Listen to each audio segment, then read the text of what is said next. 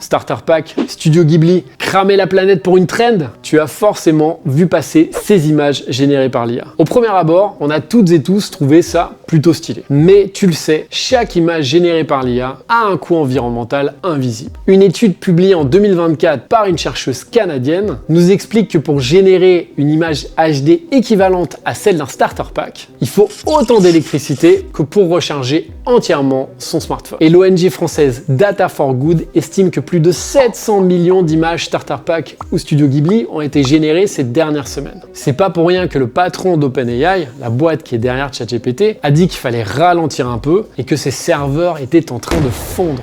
Récemment, OpenAI a également expliqué qu'il valait mieux pas dire merci à son IA parce que ça rajoutait des dizaines de millions d'interactions inutiles et très polluantes. Alors l'idée, c'est pas de te faire culpabiliser si tu génères une image, mais c'est de comprendre que l'IA générative, c'est pas quelque chose de magique. Au contraire, c'est très concret. Ce sont des serveurs qui tournent en continu, consommant beaucoup d'électricité et beaucoup de ressources. Et ça a deux impacts majeurs. L'empreinte hydrique, parce qu'il faut beaucoup d'eau pour refroidir les serveurs, et l'empreinte carbone, parce que l'entraînement d'un modèle comme GPT, c'est l'équivalent carbone de plusieurs centaines de vols Paris-New York. Et à chaque prompt, tu relances la machine. Alors, toujours chaud pour suivre la dernière trend ?